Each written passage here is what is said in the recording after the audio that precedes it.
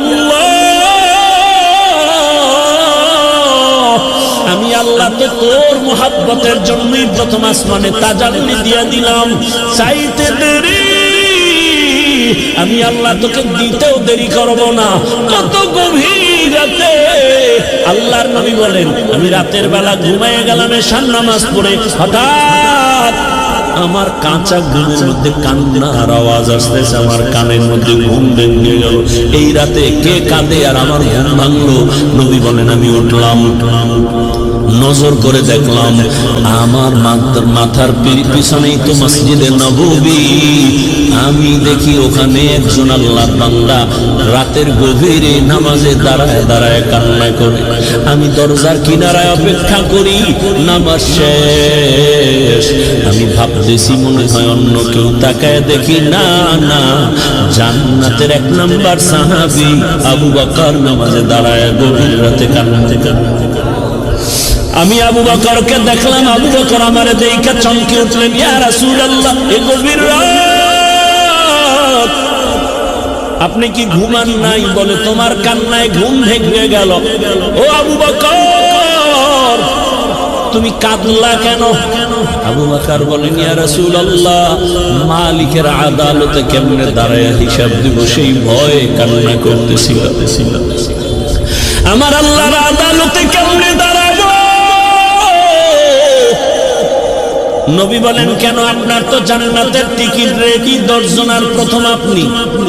আবু বকর বলেন, ইয়া রাসূলুল্লাহ, আরে আমি আবু বকরের থেকে টিকিটের পাওয়ার তো নবীদের তার বেশি, কিন্তু আপনিই তো বয়ান করেছেন হাসরের ময়দানটা ভয়ঙ্কর হবে, জমিনটা পুরো জমিন হবে হাসরের মাঠ, সূর্যটা নিচে চলে আসবে, সূর্যের গরম মাটির জমিন তামা হয়ে যাবে। ওদিকে জাহান্নামের চিৎকারের আওয়াজ, জাহান্নাম চিল্লায় বলবে, হে মালিক, বেনামাজি গুলো কই? গুনাহগার গুলো আমার পেটের মধ্যে দাও, আমার পেটের মধ্যে ক্ষুধা। নবী, আপনি তো ভয়ঙ্কর হালাতের কথা বলছেন, জাহান্নামের চিৎকারে হাসরের ময়দানটা থরথর করে কেঁপে উঠবে। এমনকি আমার আল্লাহ রাগ হয়ে আওয়াজ দিবেন, লিমানিল মুলকুল ইয়াউম লিল্লাহিল ওয়াহিদিল কাহ্হার। এত কঠিন আওয়াজ হবে, হাসরের ময়দানটা থরথর করে কাঁপতে থাকবে। ও নবী, আপনিই বয়ান করেছেন এত কঠিন হালাত, নারী আর পুরুষ সব উলঙ্গ দাঁড়াবে হাসরের মাঠে। আম্মা জান আয়েশা বলেন, নবী, মানুষ কি লজ্জা পাবে না? কয়, ওরে আয়েশা জানো না, এমন ভয়ঙ্কর হালাত হবে, একজনের দিকে আর একজন তাকাবারও হুঁশ হবে না। এমন কঠিন অবস্থায় আল্লাহর নবীরা পর্যন্ত কান্না শুরু করবেন। আদম নবী কান্না করবেন, ঈসা নবী কান্না করবেন, ইব্রাহিম নবীর কান্না, মুসা নবীর কান্না, দাউদ পয়গম্বরের কান্না, নূহ পয়গম্বরের কান্না চলবে। নিজের উপায় নাই, কি উপায় হবে সেই চিন্তা, উম্মতের চিন্তা নাই। ইয়া রাসূলুল্লাহ, এক পর্যায়ে আল্লাহ আবার একটা কঠিন আওয়াজ দিবেন, ওয়ামতাজুল ইয়াউমা আইয়ুহাল মুজরিমুন।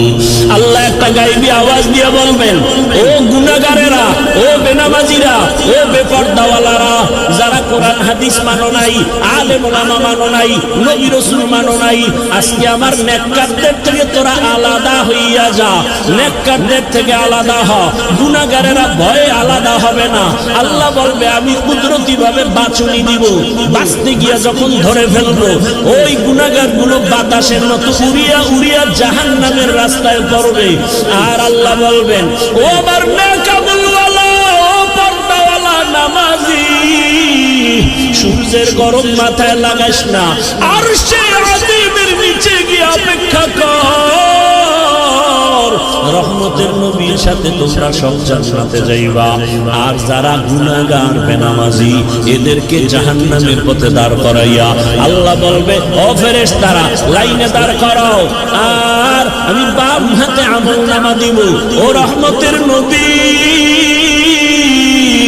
আল্লাহ যদি আমি আবু বকরকে ডাইকা বলে, আবু বকর আমার জান্নাত চাইয়া কি নিয়ে আসছো বলো, আমি যদি বলি আল্লাহ তোমার জান্নাতের মহব্বতে তোমাকে পাওয়ার জন্য নামাজ রোজা তেলাওয়াত জিকির নিয়ে আসি, আল্লাহ যদি বলে আবু বকর যেইভাবে নামাজ চাইছে ওইভাবে হক আদায় করে নামাজ আদায় করো নাই,